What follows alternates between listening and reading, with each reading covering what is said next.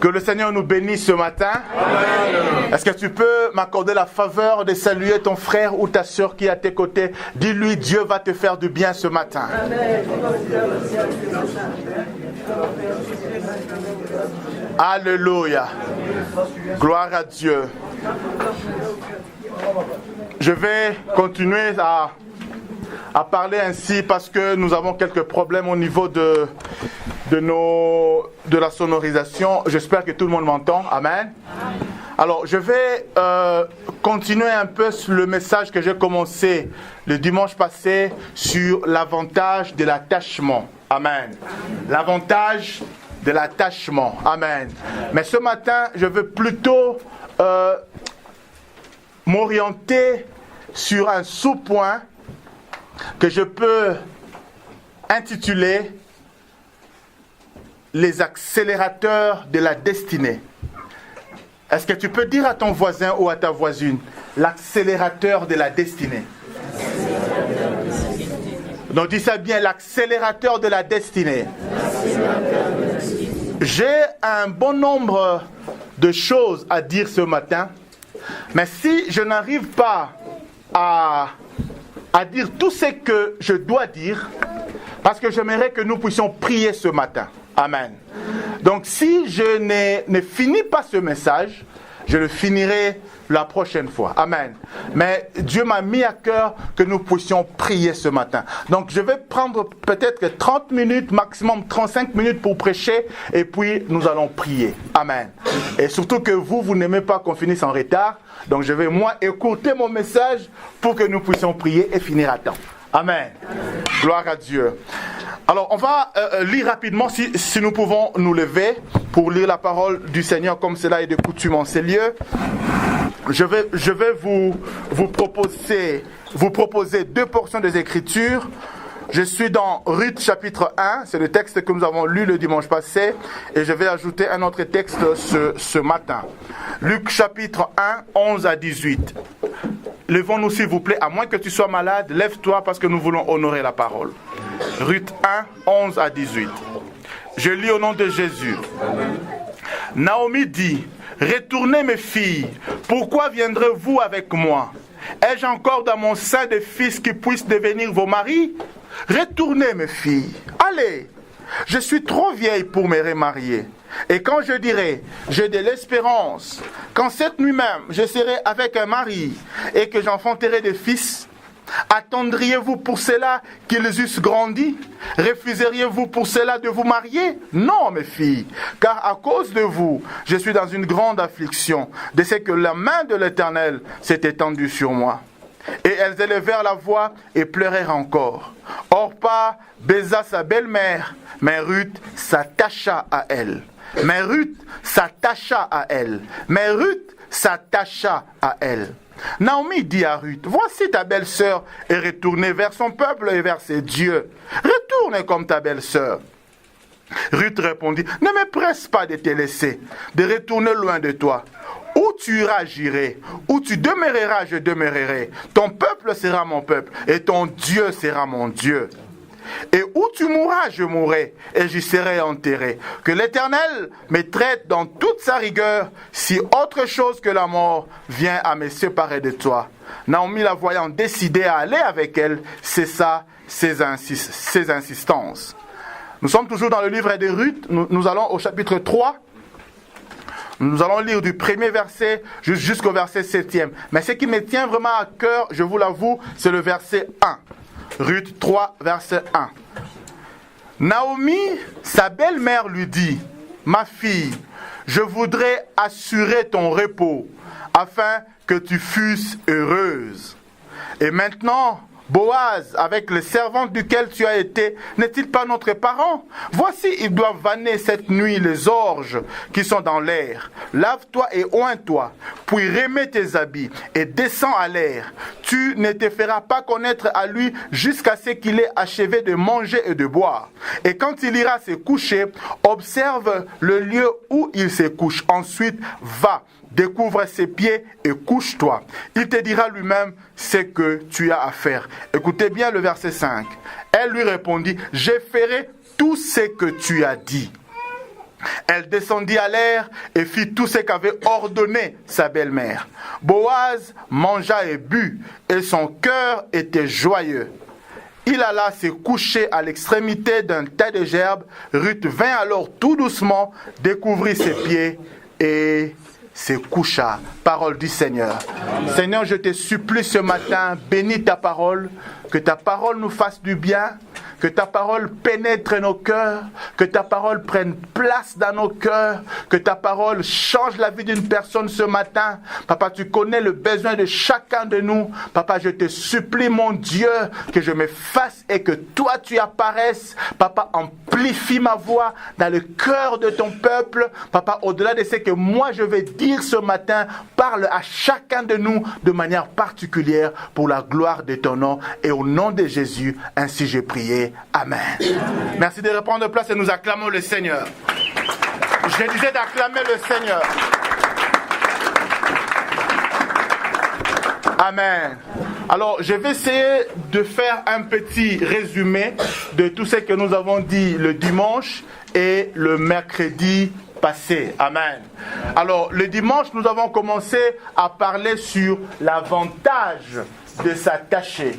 Ce qui s'attache, nous avons dit, ce qui s'attache à Dieu surtout. Au-delà des relations humaines, nous pouvons plus parler de nous attacher à Dieu. Évidemment, ce message est aussi un enseignement sur comment nous attacher les uns envers les autres et surtout à qui nous attacher. Amen. Mais surtout, je voudrais attirer votre attention que l'attachement dont il s'agit ici, ce n'est pas vraiment vis-à-vis de ton voisin, moins encore vis-à-vis de ton mari, mais c'est surtout vis-à-vis de Dieu. Est-ce que tu peux dire Amen? Amen. Nous avons dit que celui qui s'attache à Dieu finit toujours par triompher. Amen. Quel que soit le problème, les situations que tu traverses aujourd'hui, si tu t'attaches à Dieu, tu finiras toujours par finir par des mots de louange. J'ai prié le Seigneur que cette année, que tu sois parmi ceux qui vont témoigner à la fin de l'année que Dieu est bon. Amen. Alléluia. Amen.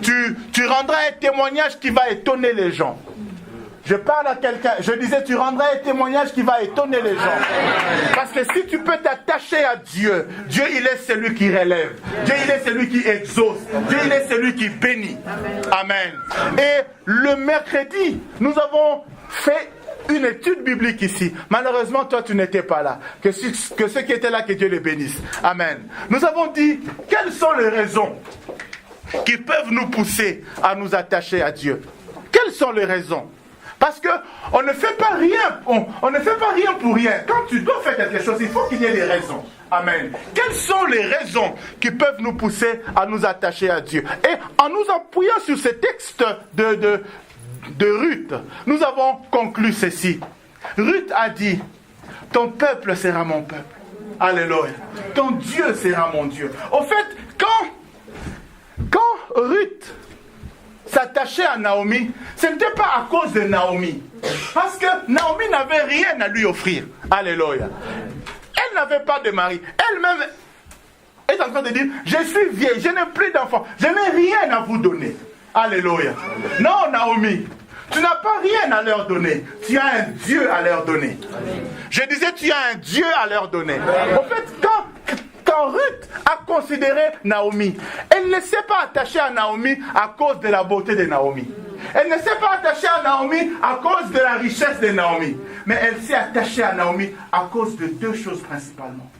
Elle s'est dit, moi j'appartiens à un peuple maudit, le Moabite. Mais toi Ruth, malgré tout, toi Naomi, malgré tout ce que tu as traversé, tu appartiens à un peuple béni. Alors ton peuple sera mon peuple. Et surtout ton Dieu sera mon Dieu. Bien aimé, l'une des raisons principales qui doit nous pousser à nous attacher à Dieu, comme nous le verrons tout à l'heure, c'est que à cause de Naomi, Ruth est devenue une personne meilleure. À cause de Naomi, Ruth est devenue une personne meilleure. C'est-à-dire, si tu dois t'attacher à quelqu'un, attache-toi avec quelqu'un qui te rend meilleur. Quelle est la raison qui peut te pousser à t'attacher à quelqu'un ou à Dieu? C'est que Dieu nous rend meilleurs. Oh! Je disais, Dieu nous rend meilleurs. Mais si je compare ma vie quand j'étais païen et quand je suis chrétien, je n'ai rien envié du quand j'étais païen. Alléluia. En Jésus, je suis devenu une personne meilleure. En Jésus, je ne vole plus. En Jésus, je ne triche plus. En Jésus, je ne fais plus d'adultère. En Jésus, je ne fume plus de chanvre. En Jésus, c'est-à-dire quand tu viens en Jésus, tu deviens une personne meilleure. Amen. Dieu nous rend des personnes meilleures. Voilà pourquoi nous devons nous attacher à lui. Alléluia. Amen. Quelle est la raison pour laquelle tu dois t'attacher à Dieu? Parce que Dieu me rend une personne meilleure. Amen. À cause du fait que Ruth s'était attachée à Naomi, Naomi, nous le verrons plus tard, est devenue une personne meilleure. De maudite qu'elle était, elle est devenue une femme bénie. C'est d'ailleurs l'une des aïeules de Jésus. C'est l'une des cocos de Jésus. Elle, la maudite, a participé à la naissance de Jésus. Est-ce que tu ne peux pas acclamer ce Dieu? Parce que si tu t'attaches à lui, il te fait devenir une personne meilleure. La maudite est devenue la bénie. Je dis à quelqu'un, parce que tu vas t'attacher à Dieu, il fera de toi une personne meilleure. Amen. Quelle que soit la famille dans laquelle tu es né, tu peux naître d'une famille maudite, d'une famille où on a tracé des limites. Vous ne pouvez jamais accéder à une certaine fortune parce que vous êtes maudit. Mais quand tu t'attaches à Dieu, il te fait dépasser les limites. J'ai dit, il te fait dépasser les limites. Amen. On a tracé une limite. Dans votre famille, aucun garçon n'arrive à atteindre 50 ans. Mais toi, tu atteindras 120 ans au minimum. Amen. Au nom de Jésus. Est-ce que je parle à quelqu'un ce matin? Parce que celui qui s'attache à Dieu, Dieu l'amène au-delà des limites. Yes.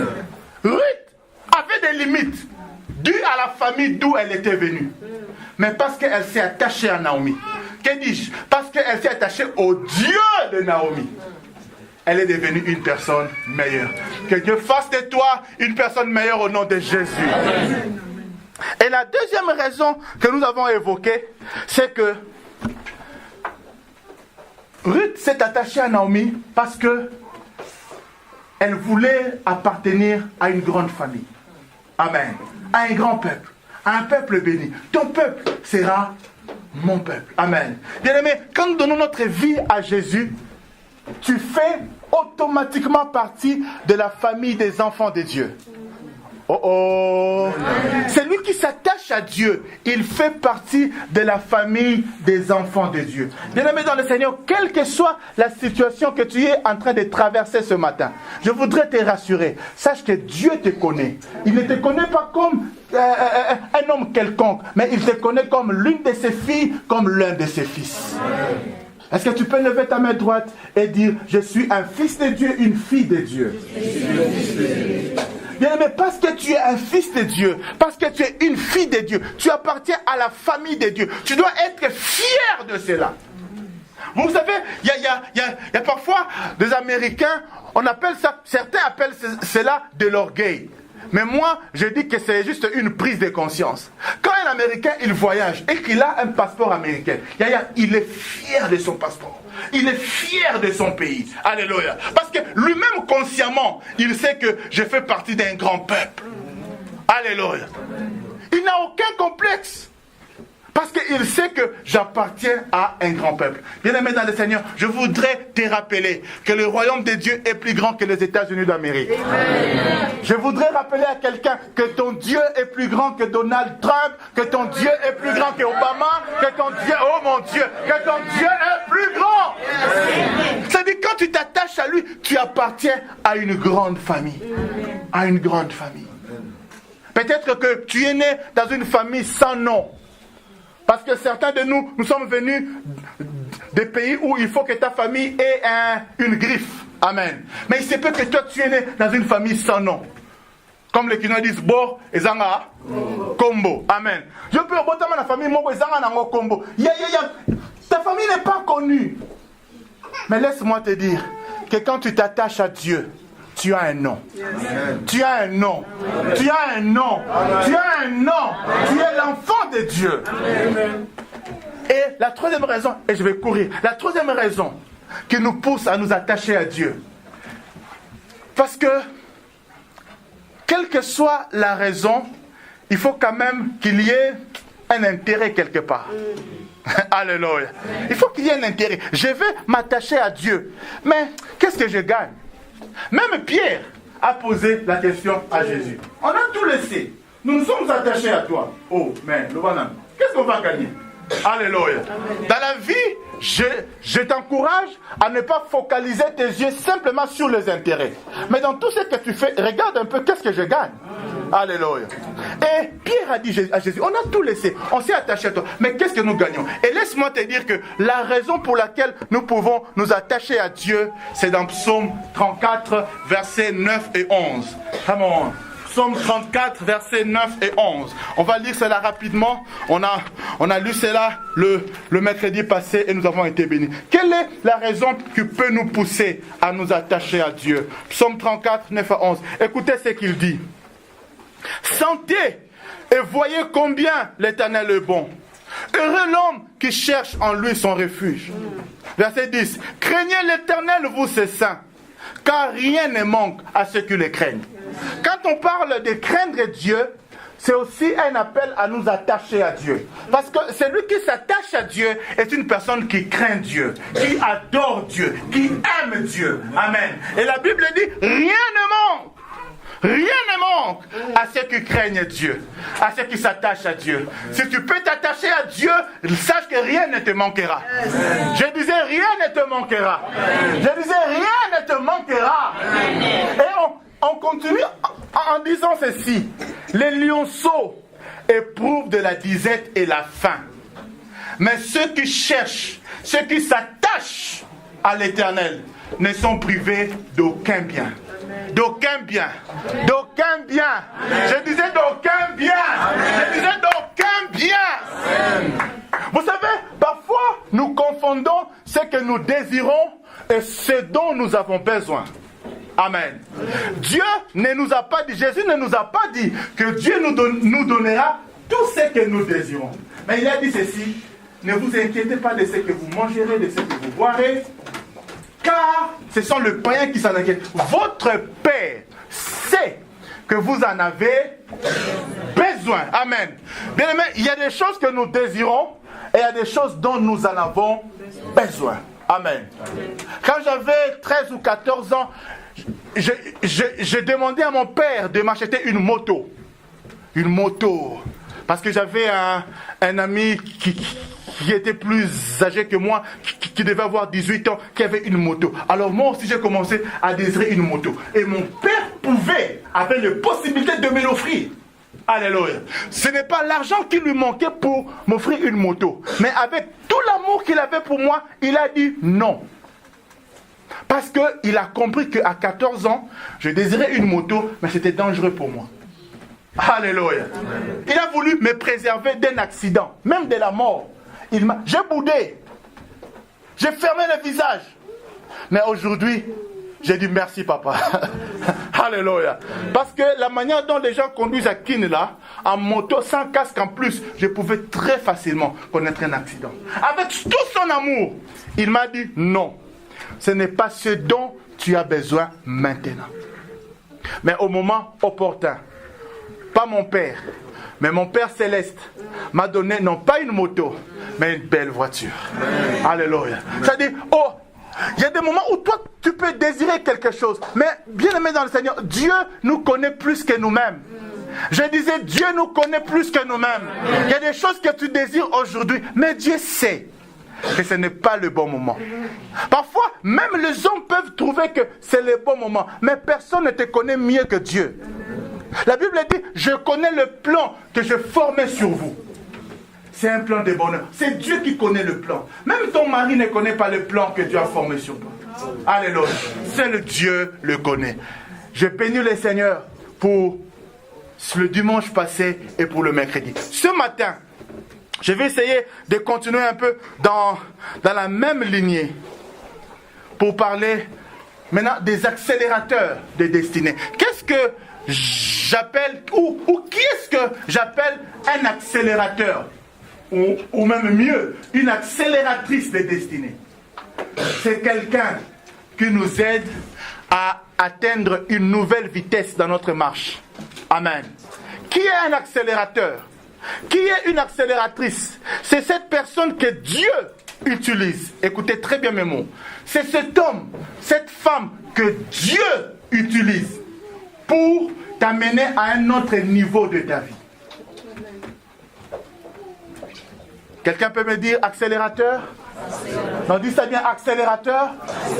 En physique même, quand on parle, parce que c'est l'accélérateur ou l'accélération est un concept physique. Et en physique, on définit l'accélération comme étant une force accélératrice, justement, celle qui, continuant d'agir sur un corps mobile, après son départ, lui communique à chaque instant une nouvelle vitesse. Accélérateur, accélérateur, accélératrice. Et dans mon message, dans mon titre, j'ai dit accélérateur des destinées. Alléluia. Donc, il y a deux concepts. L'accélérateur, c'est cette personne, c'est cette femme, cet homme qui va t'aider à aller vite, à atteindre des objectifs que Dieu a fixés sur toi. Et quand je parle de destinée, je parle justement des objectifs que Dieu s'est fixé par rapport à toi avant que tu ne viennes sur la terre. Amen. Oh oh. Amen. La Bible dit ceci dans Proverbe 16, verset 4. La Bible dit Dieu ne fait rien sans but. Amen. Amen. Quand Dieu fait quelque chose, il le fait toujours pour un but. Donc, le fait que tu sois né, le fait que tu existes, le fait que tu sois encore en vie en 2017, ce n'est pas un hasard. Amen. C'est que Dieu a un but pour lequel il t'a gardé en vie. Amen. Le fait que Dieu, au travers de plusieurs églises qu'il y a sur Saint-Étienne, même sur la terre, il t'a conduit à venir au palmier. Ce n'est pas un hasard. Il y a un but derrière cela. Amen. Est-ce que quelqu'un m'entend? Dieu fait toutes choses pour un but. Ça, j'étais en train de définir un peu le concept du thème. Écoutez-moi maintenant poser un premier principe. Bien que Dieu a fixé un but à ta vie, bien que Dieu a déterminé une destination pour ta vie, mais Dieu sur la terre, il utilise toujours les hommes pour bénir les autres hommes. Non, tu ne m'as pas bien entendu. Je disais, Dieu utilise toujours les hommes pour bénir d'autres hommes.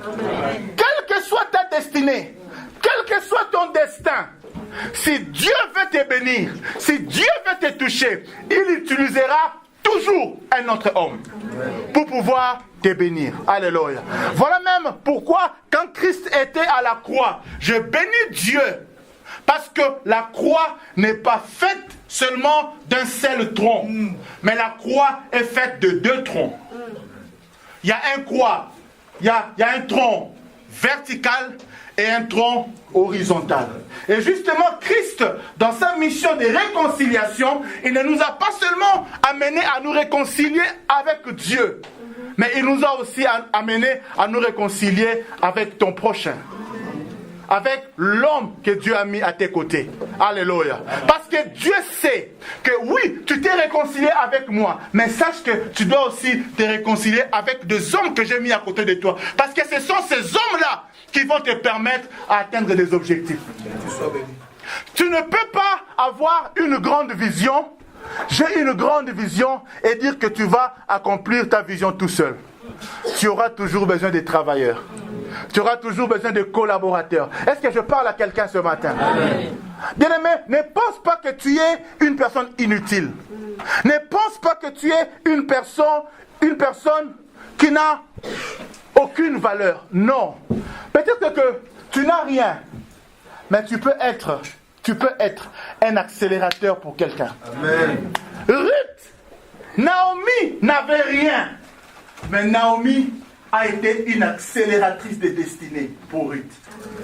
Alléluia. Dans Ruth, chapitre 3, que nous venons de lire ici,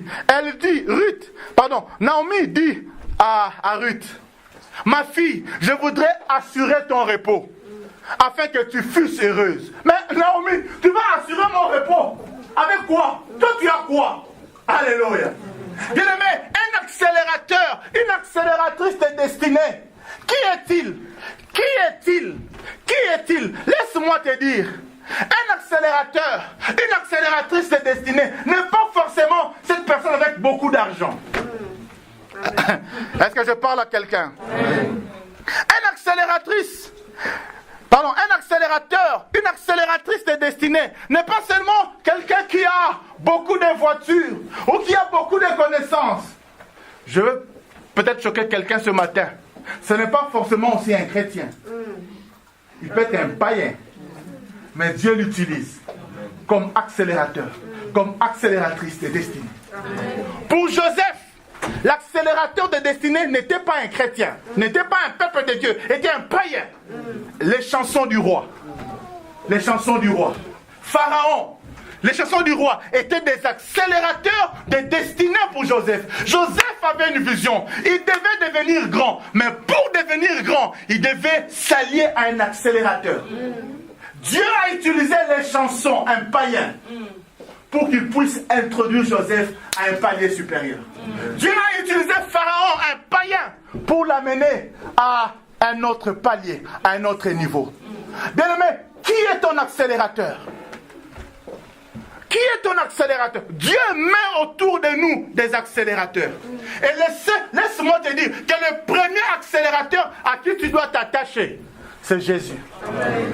Jésus-Christ est le premier. Tu peux manquer des accélérateurs, mais ne manque pas l'accélérateur des accélérateurs.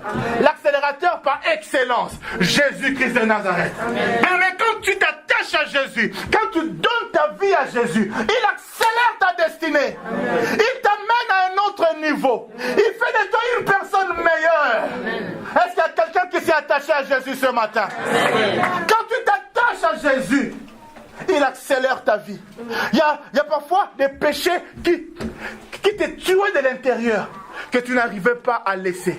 Mais quand tu donnes ta vie à Jésus, il te communique par son Saint-Esprit la force de pouvoir abandonner certaines choses. Et tu deviens une personne meilleure.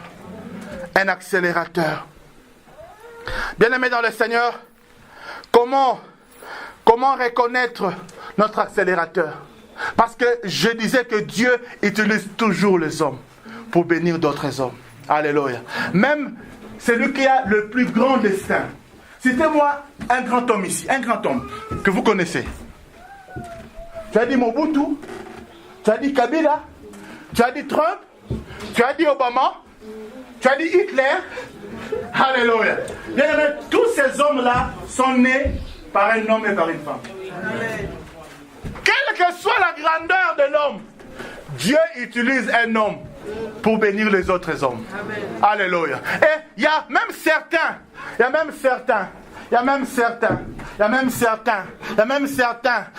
certains qui sont nés de familles pauvres. Papa illettré, maman illettrée. Mais Dieu a utilisé ces illettrés-là pour faire le docteur d'économie que vous connaissez. Amen. Alléluia. Amen. Bien, mais ne néglige pas les accélérateurs de destinée.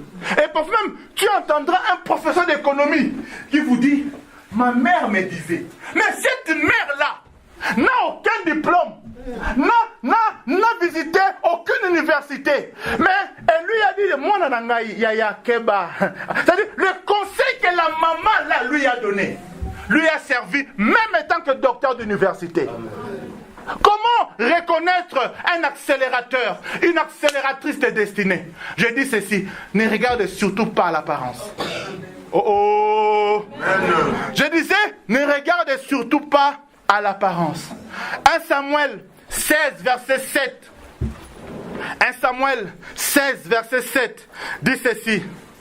L'homme regarde à ce qui frappe aux yeux, mais Dieu regarde au cœur. Aide-moi à dire cœur, aide-moi à dire cœur. Aide-moi à dire cœur, aide-moi à dire cœur. Aide-moi à dire cœur. Dieu regarde au cœur. Les hommes, nous regardons aux apparences. Regardez même quand nous devons choisir des parrains. Quand les mariés choisissent des parrains, généralement, nous choisissons des parrains par rapport à quoi? Hein?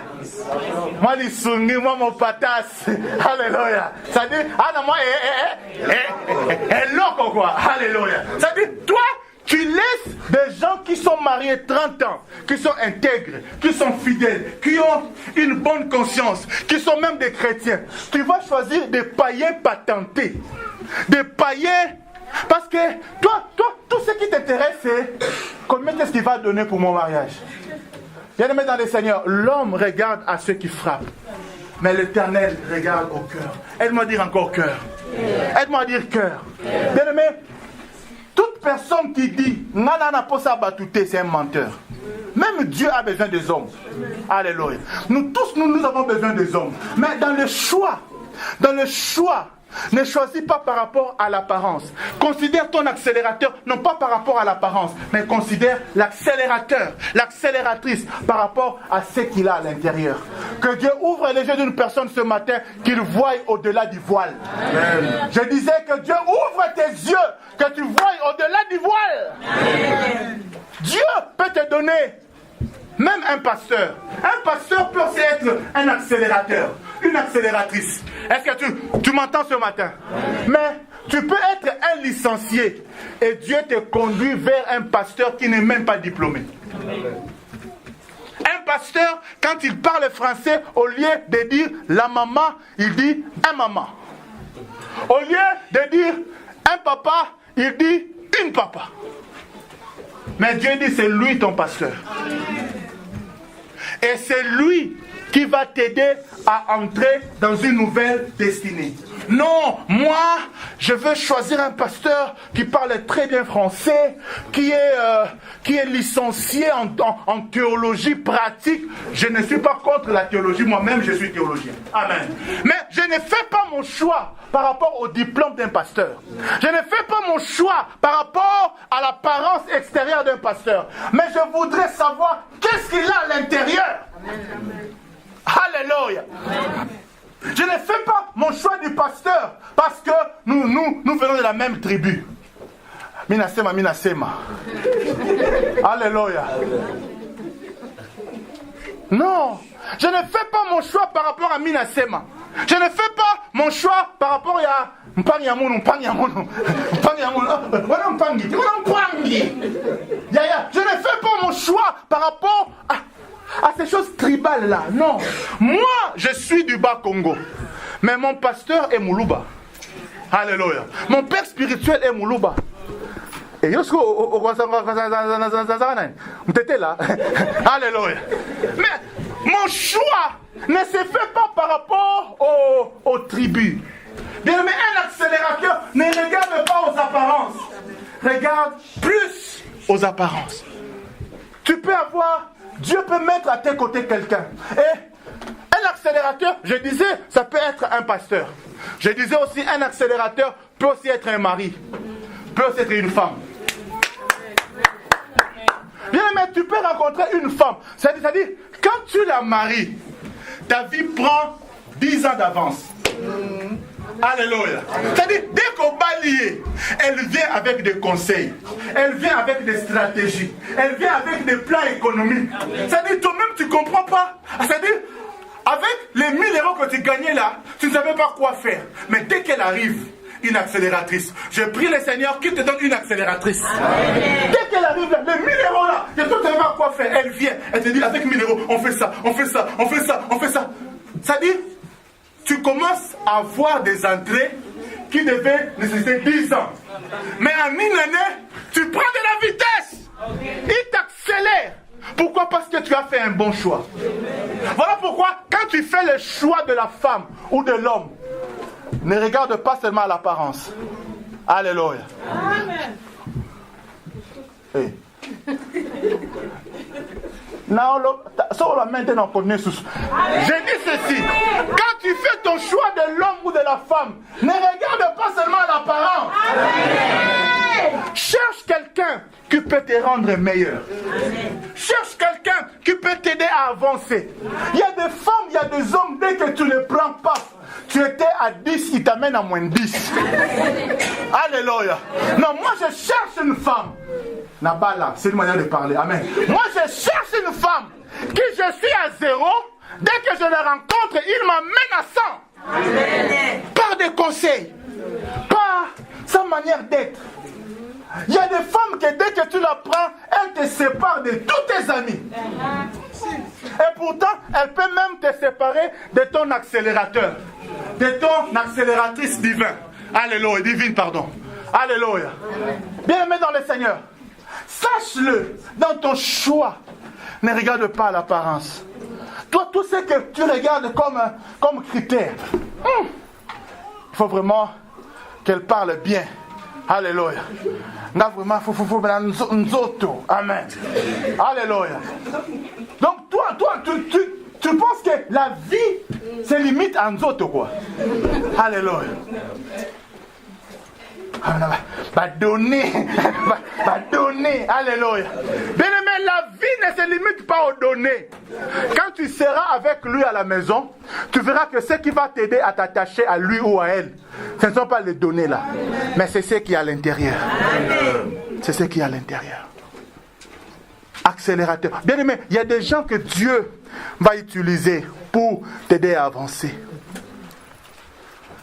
Je disais pasteur, je disais mariage, je disais même parents. Pour Jacob, maman Jeannette, qui était l'accélérateur de sa destinée? Sa maman. Alléluia. Jacob, c'est sa maman qui l'a aidé, qui l'a poussé à atteindre sa destinée. Quand Ésaü, qui n'avait pas la révélation, voulait bénir, quand Isaac, qui n'avait pas la révélation, qui voulait bénir Ésaü, Rebecca, qui elle avait la révélation. Parce que quand elle est allée prier, Dieu lui a parlé. Et ce matin, quand nous allons prier, ce matin, ne sois pas distrait. Ce matin, quand nous allons prier, je prie Dieu qu'il te montre des choses, qu'il te dise des choses. Mais nous ne prions pas un Dieu qui ne parle pas. Nous prions un Dieu qui parle. Amen. Quand tu peux être sérieux, conscient, Rebecca dit, Seigneur, mais qu'est-ce qui se passe? L'enfant que j'avais demandé, mais ce n'est pas comme ça, ça me dérange. Dieu dit, ça te dérange parce qu'en toi, tu as deux nations. Et le plus petit sera supérieur au plus grand. Le plus grand sera assujetti au plus petit. Rebecca avait la révélation. Alléluia. Et quand Jacob a voulu un peu, vous savez, il y a des gens parfois qui s'embrouillent. Les accélérateurs de destinée nous aident parfois à retrouver le bon chemin. Voilà pourquoi il faut écouter. Mais oh maman, mais papa a demandé le gibier. Mais comment toi tu peux me dire de prendre une chèvre derrière la maison? Papa connaît la différence entre un gibier et une chèvre. L'accélératrice de destinée, Rebecca, dit, Yaya, s'il y aura malédiction, que ça tombe sur moi. Mais j'ai le pouvoir de rendre la chèvre au goût du gibier. Il y a des gens, dès que tu les rencontres, il y a des personnes, dès que tu la rencontres, il est capable de prendre ta viande qui a le goût du chèvre et la préparer, la cuisiner et rendre cela comme la viande du gibier. Parce qu'il a la révélation. Qu'est-ce que je veux dire en disant cela? Il y a des personnes, si tu peux l'écouter, si tu peux lui faire confiance, il est capable de te détourner du mauvais chemin que tu prends et de t'amener sur la voie de ta destinée. C'est une femme. Quand je suis en train de donner le thème, j'ai dit accélérateur ou accélératrice. Pourquoi? Parce que je ne voudrais pas que tu sois borné. Que tu te dises non, une femme ne peut pas m'aider à avancer. Yaya, une femme peut t'aider. Et d'ailleurs, j'ai béni Dieu. Ça fait 1 mois que nous sommes en train de prêcher sur le livre de Ruth. Le livre de Ruth, c'est le seul livre avec Esther qui a le nom d'une femme dans la Bible. Et pourtant, le juif, c'est un peuple patriarcal. C'est-à-dire, ce sont les hommes. Mais même au milieu de ces hommes-là, Dieu a détaché 2 livres qui portent le nom d'une femme, Esther et Ruth. C'est pour dire quoi? Dieu peut prendre des hommes faibles. Dieu peut prendre des livres de la Bible. Les livres de la Bible. Amen. Il y a Esther et il y a Ruth. Amen. Dieu peut prendre des hommes faibles Dieu peut prendre des êtres que vous considérez comme faibles, mais il les utilise comme des accélérateurs, comme des accélératrices de destinée. Bien-aimés dans le Seigneur, l'erreur à ne pas commettre, c'est de juger les gens. Est-ce que je peux parler à ton cœur? Est-ce que je peux parler à ton cœur? Pourquoi est-ce que je t'aime? Malgré tout ce que tu me fais. Pourquoi est-ce que je t'aime? Malgré que tu me critiques. Et ça me côté mon bout. Silence. Pourquoi je t'aime? Pourquoi je t'aime? Tu n'as peut-être rien à me donner. Tu n'as peut-être rien à m'offrir. Mais je parle avec mon cœur. Je ne suis pas pasteur parce que j'attends que toi tu me donnes 1000 ou 1 million, non. Si je suis pasteur, malgré malgré que tu me fais souffrir, mais si je suis pasteur, c'est parce que je sais que malgré ta condition actuelle, Dieu peut t'amener très loin. Amen. Je ne juge pas les gens par rapport aux apparences. Je ne juge pas les gens par rapport à ce qu'ils ont ou à ce qu'ils n'ont pas. Mais je sais, le Dieu en qui tu as cru, c'est lui qui est capable de prendre l'indigent de la poussière. Amen. Et de le faire asseoir avec les grands. Amen. Je lève ma main droite et je déclare sur la vie d'une personne que Dieu te prenne de là où tu es et qu'il t'avance très loin. Amen. Bien-aimé, ne te moque jamais de celui qui prie. Ne te moque jamais de celui qui s'attache à Jésus. Ne te moque jamais parce que tu ne sais pas sa destinée. Yaya, tu vois, comme tu quittes ta maison, tu viens ici à l'église chaque dimanche. Tu ne sais pas qu'est-ce que Dieu prépare pour toi. Tu ne sais pas qu'est-ce qui peut arriver. Voilà pourquoi je suis en train d'insister. Dans tes choix, ne tiens pas compte de l'apparence. Dieu peut changer. Tu peux avoir pour Élisée. Élie était son accélérateur de destinée. Mais Élie était un homme d'un caractère dur. Mais malgré cela, il s'est attaché. Qu'est-ce que je suis en train de dire? Quand tu trouves un accélérateur, quand tu comprends que cette église-là, c'est mon accélératrice, quand tu comprends que cet homme de Dieu-là, c'est mon accélérateur, Yaya, attache-toi. Attache-toi. Ruth, pourquoi tu t'attaches à Naomi? Elle n'a rien. Il dit non, cette femme peut m'amener à une autre destinée. Et justement, dans Ruth 3, verset 1, il dit, ma fille, je vais t'aider à atteindre un autre niveau. Je vais t'introduire auprès de Boaz. Alléluia. Et écoutez maintenant ce qu'il faut faire par rapport à son accélérateur ou à son accélératrice de destinée. Il faut apprendre à l'écouter. Il faut apprendre à... Oh, aide-moi, non. Il faut apprendre à... Ruth a dit, je ferai tout ce que tu m'as dit. Quand tu sais écouter les gens que Dieu a placés devant toi, Dieu va t'aider à atteindre un autre niveau. Comment tu peux venir ici à l'église? C'est que le pasteur te dit, toi tu transformes cela en bois que là. Comment même tu peux imaginer cela? Que tel que moi je suis en train de prêcher ici, dans un bois que l'on boit que là. Mais comment tu peux imaginer ça? C'est-à-dire, moi, je suis en train de prier. Vous savez, ces 45 minutes de prédication là, c'est une semaine de préparation. Que dis-je? C'est toute une vie dans le Seigneur qui nous amène parfois à 45 minutes de prédication. Maintenant, qu'est-ce que tu es en train de dire? Que moi, toute ma vie, toute la semaine,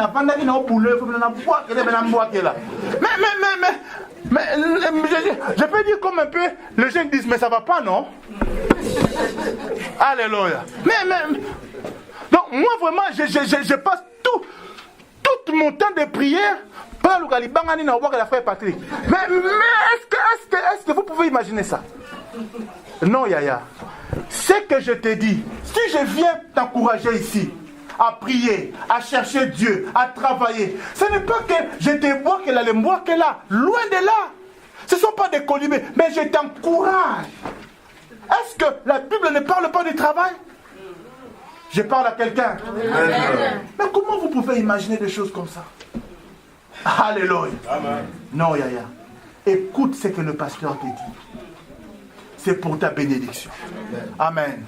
Qu'est-ce qu'on fait quand on trouve un accélérateur? Qu'est-ce qu'on fait? Non pas seulement qu'on l'écoute, mais ce qui a fait que, écoutez-moi très bien, ce qui a fait que Naomi puisse amener Ruth à un autre niveau, c'est que le premier jour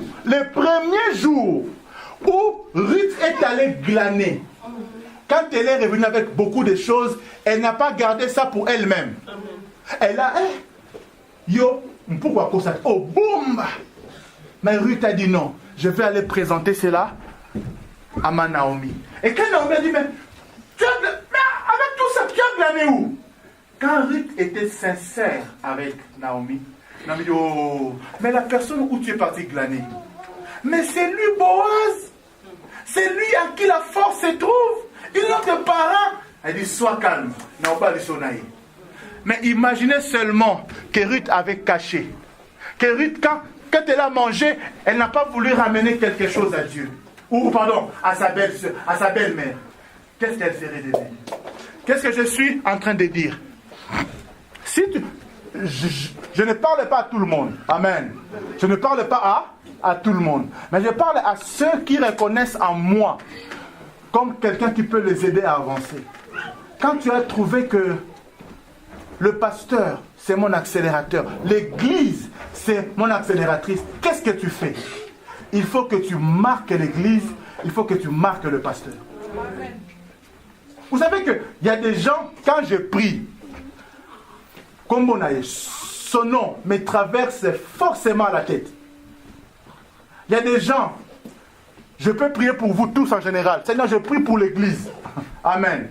Mais il y a des gens, par rapport à ce qu'ils font, ils m'ont tellement marqué que quand je prie, il faut que je puisse penser à eux. Amen. Si je commence à citer des noms ici, je vais certainement en oublier d'autres. Amen. Alors je ne cite pas. Amen. Mais est-ce que ton pasteur te connaît? Tu es sûr que ton pasteur te connaît? Tu viens ici à l'église, mais tu ne fais aucun effort pour que le pasteur puisse te connaître.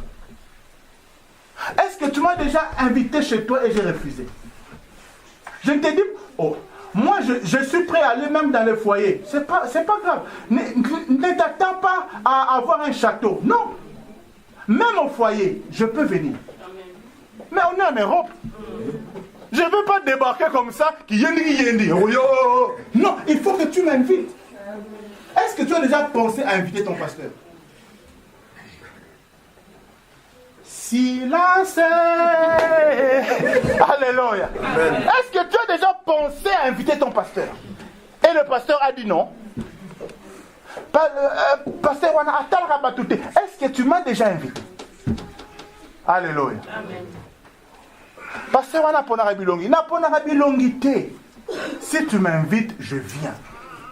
À quelle que soit l'heure à laquelle tu m'appelles, je réponds. Alléluia. Amen. Bien-aimé, quand tu as trouvé un accélérateur, approche-toi. C'est toi qui dois t'approcher. Approche-toi.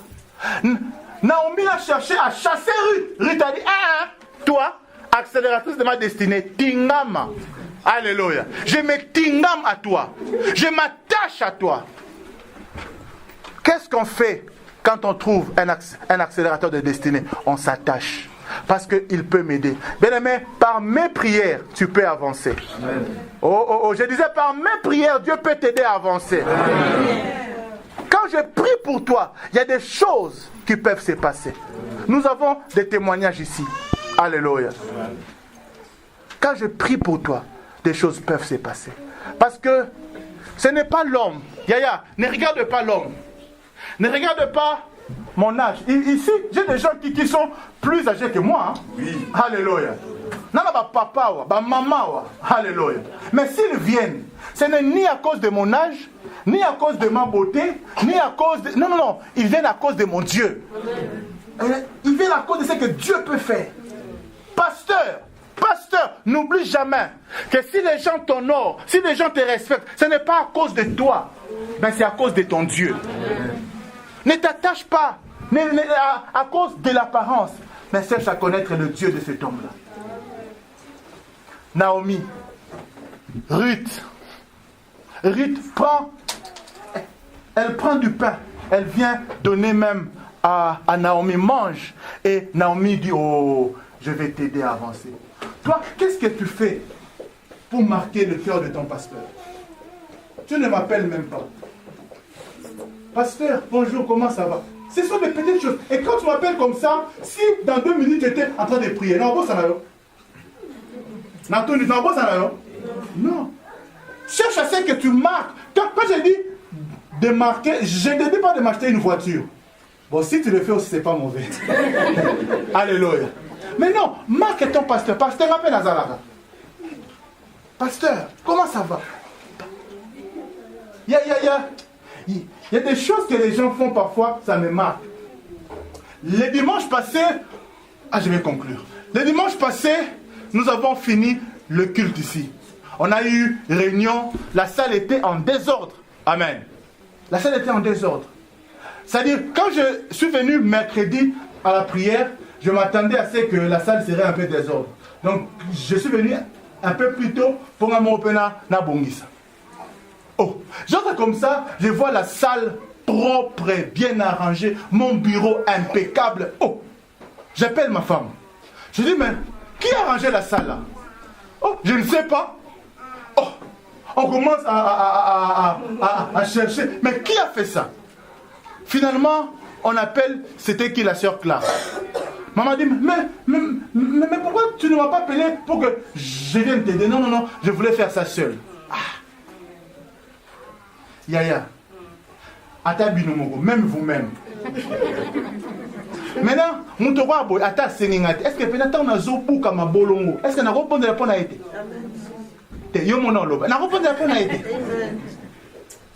Il y a des choses qui marquent, pas seulement le pasteur, mais l'église aussi.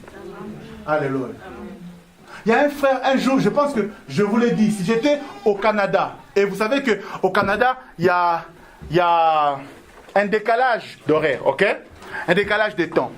Moi, là-bas, il devait faire 2 heures du matin, donc je dormais fatigué. Et puis, je reçois un appel de la France. Ici, il faisait jour. Alors, vous savez, il y a des appels quand tu reçois, tu n'as même pas envie de répondre. Amen. Alors, oui, c'est qui? Papa, c'est moi le frère Lavie. Oh, le frère Lavie, comment ça va? Non, papa, je sais que tu es en mission là-bas au Canada, mais je ne sais pas, tu peux avoir des besoins. Je voulais seulement t'envoyer quelque chose pour que tu achètes même. Papa, Pogné, Katana. Alléluia. Oui, mon frère. Oui. Alléluia. Combien? Non, papa, prends seulement les codes. Oh, Yaya. Ce jour-là, quand je suis allé prêcher, Tolo n'a bêté là. Alléluia. Pourquoi? Il m'a marqué. Qu'est-ce que tu fais pour marquer ton pasteur? Je ne dis pas seulement de m'envoyer de là. Non, loin de là. Mais fais en sorte que le pasteur se souvienne de toi. Amen. Que l'église se souvienne de toi. Quand tu as trouvé un accélérateur de destinée, tu changes de niveau. Je disais tout à l'heure, le premier accélérateur, l'accélérateur par excellence, c'est Jésus. Amen. Si tu n'as jamais donné ta vie à Jésus, donne ta vie à Jésus. Tu verras comment est-ce que ta vie prendra de la vitesse. Amen. Amen. Est-ce que je parlais à quelqu'un? Amen. Est-ce que tu as été béni ce matin? Acclame le Seigneur et lève-toi, nous allons prier.